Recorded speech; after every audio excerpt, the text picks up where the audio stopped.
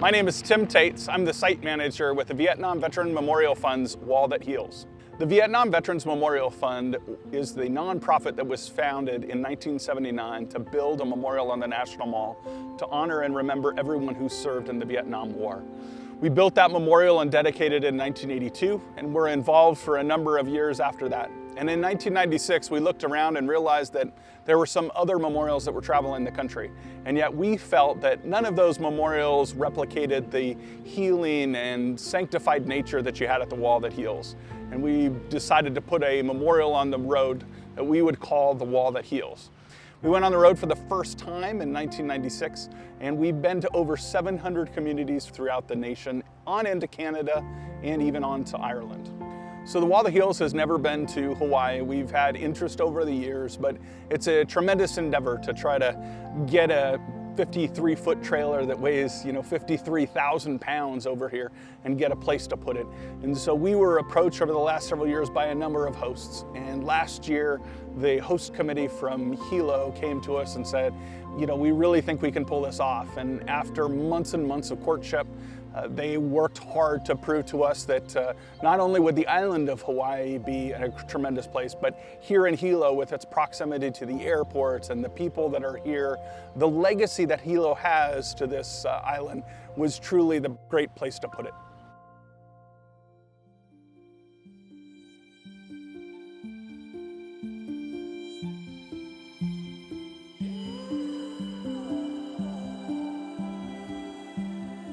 So in 2023, the average number of attendees that we had at a Wall That Heals stop was about 6,700 when we get to the continental United States. And that factors in all sorts of things. The high that we had last year was 17,000. Really and truly, one of the best stops that I've ever been at in the last 12 years was somewhere around 23,000. That's jamming 23,000 people through in 4 days. Now, here on the islands, we've got the opportunity to add an additional day. We've got a situation where no one has been and seen the Wall That Heals because we've never been here. But the reality is, no matter how many we might miss, no matter where the number is when we get done at the end of this, we look to the stories. Where is that Vietnam veteran who finally got to see the name of his battle buddy who died in his arm? Never got to see it before. We identified it and he got to go and touch it, take a rubbing of it. Where is that opportunity that will never be replicated, where Granddad sits there and points to the name of his battle buddy and says, remember on Memorial Day, we always say this, we always talk about him? Well, here's his name, here's his picture, and that's why we do it. And it brings it alive for that next generation. And it's because of the Wall That Heals being here, bringing in school kids where we're going to give them a tour. Kids don't get the opportunity to have tours anymore. They don't get to sit there and understand Vietnam because when they learn U.S. history, it usually ends about World War II. They miss out on Korea, they miss out on Vietnam, and anything after that. For 1 hour, they're going to get to come down here. They're going to get to learn about the Vietnam Memorial. They're going to get to learn about the Vietnam War and how this memorial and that war changed the way that we still deal with those who are serving today. Our men and women who went off to serve after September 11th went off in a different manner than those who went off to Vietnam. When they came home, they were greeted as heroes, and they still are today. And that is the legacy of this memorial and the Vietnam veterans.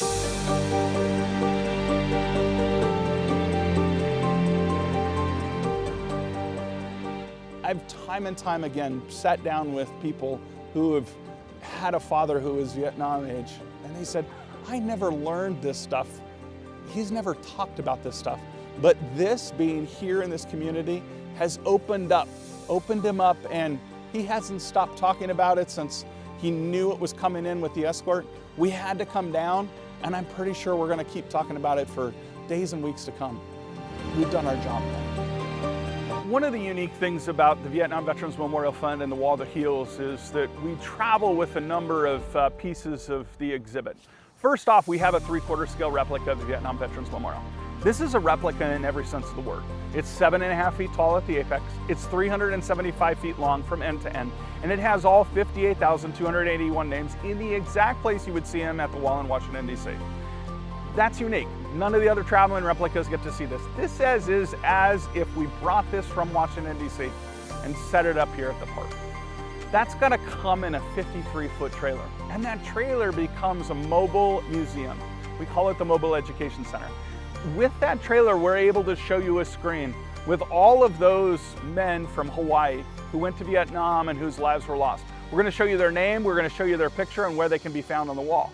But there's going to be people who are sitting there saying, well, wait a second, my uncle moved away to California, or he enlisted while he was in New York.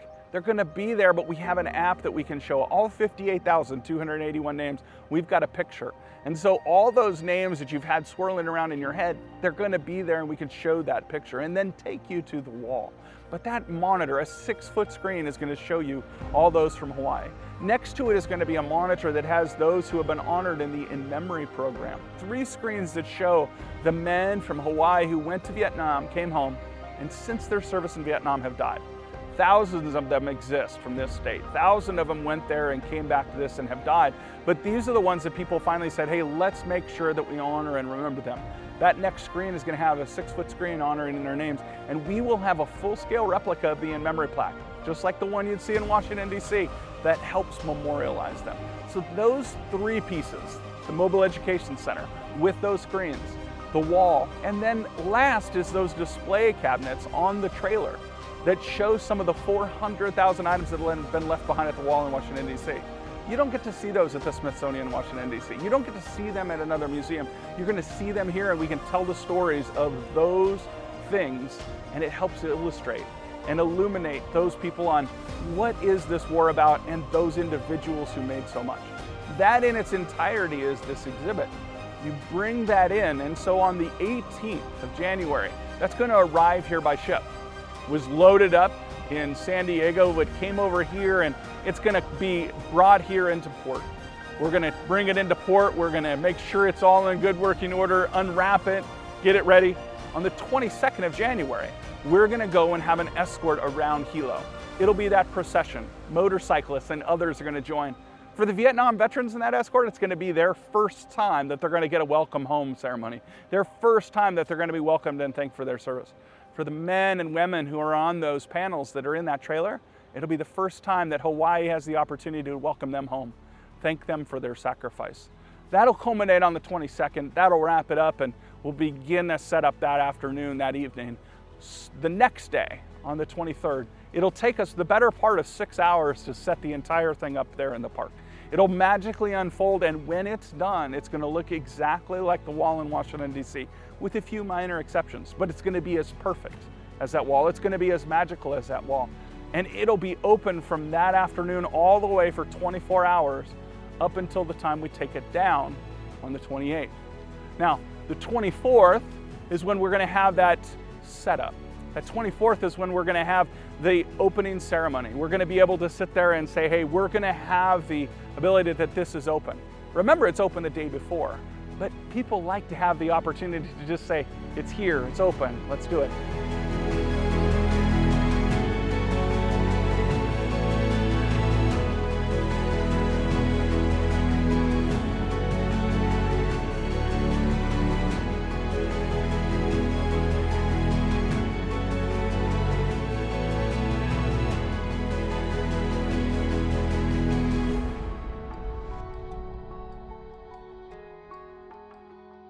Night, what's going to be special is going to be probably one of the most majestic nights on the wall. The wall in itself, because this is unlike the wall in Washington, D.C., we only built this wall 7 years ago. We have the modern lights that we could make 7 years ago. We put the wall lights in at the wall in Washington, D.C. back in the mid-'80s. The best lights we could get were in the ground. These lights that we have are modern LED lights. This wall looks as great whether you're looking at a 3-inch section of the wall or we're looking at a 7.5-inch section of the wall. This wall is magical and everyone needs to come down and see it at night. What's going to be special is that we're going to do a ceremony honoring the men and women who came home and later died. We're going to keep the wall dark past sunset. The wall's going to be dark, and then we're going to have a ceremony. During that ceremony, people are going to be encouraged to attend. They're going to have the opportunity to have candles in their hand. They're going to walk forward to the wall, and the wall will be lit up orange in honor of those who have sacrificed and suffered from their maladies related to Agent Orange, in honor of those who have died of PTSD and all those things that have taken those Vietnam veterans from us. We know the Vietnam veterans who served in Vietnam live an average of 6 to 7 years shorter than those who didn't. Friday night's going to be our opportunity to honor them. Saturday, we're going to have the welcome home ceremony. We're going to give those men and women the opportunity to be welcomed home. We're going to give the opportunity to recognize these folks, and then those Vietnam veterans who are in our midst, they're going to be there as well. They're going to be there and thanked for their service in a way that they haven't been. Saturday is going to be that giant homecoming, that welcome home ceremony. But each and every day, there are going to be 3 of our teammates there and hundreds of volunteers who are going to make certain that when someone comes, they get greeted, they get answered, they get helped in a manner that they couldn't get at the wall in Washington, D.C. So that we can do that education, we can do that healing, and we can make certain that those from Hilo, those from Hawaii in general, have an experience unlike they'd ever get in Washington, D.C. And they can understand this war and the sacrifices of the men and women and their families who gave so much during the war. A couple things that I think everyone needs to realize is that whether you've been to the wall in Washington, D.C., or been to one of the other traveling walls, the wall that heals is unique. It's unique in the fact that it's a new era version of the wall. It's the majesty of the black granite, the reflectiveness of the black granite. It's the majesty of being able to sit there and do a rub-in and run your fingers across the panels. But it's new in the fact that we have those incredible lights on it that make it so beautiful at night. And out here on this shore with no other lights on, it's going to be one of those things that is just picture perfect. Of all the 33 stops that we have this year, this is going to have the opportunity to have some of the best photos.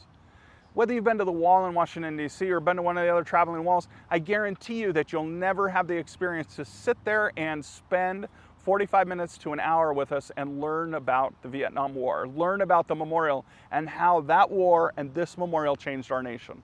We sit there and realize, and you can sit there and say as a Vietnam era veteran or someone who lived Vietnam, heck, I know everything about Vietnam. You know what you saw and what you can recall. But let's take that all together and let's put it in a bow. And then let's show you how that affected this memorial and how the Vietnam generation and this memorial affected those who served afterwards. Those men and women who served after Vietnam. Our service was better because of the Vietnam veterans who took care of us while we were in uniform and because of our community who made a promise that said, never again will our nation forget the service and sacrifice of the men and women who are wearing the uniform. And that transformed our nation. We're then going to give you the legacy and show you the magic of the wall.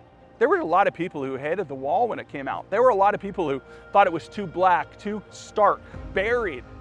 We're going to tell you why it was that way. We're going to explain to you those pieces, and when you see that and have that unveiled, you're going to have a deep, deep appreciation for this memorial. This was the first memorial we built on the National Mall to everyone who served in a wartime period. But because of this memorial, we went on to develop a memorial for the Korean War, a memorial for World War II, and 100 years after World War I, finally a memorial to World War I. They've broken the ground for the memorial that'll be for the Persian Gulf, and they're working on fundraising and doing site selection for the post 9/11. Our nation builds memorials on the National Mall to honor and remember service and sacrifice. That's what this is all about. You have an opportunity for 5 days in your backyard to honor and remember the service and sacrifice and realize what our nation grew out of this war. It was a travesty to lose 58,281 men. It was a travesty to have 3 million go there and come back and die of the maladies that they had. But the Vietnamese people who have a chance at freedom have been transformed by that. And those generations who came back afterwards who were transformed by the Vietnam generation, those men and women who made such a contribution can truly be marked down as one of the greatest generations that give so much to those who came after.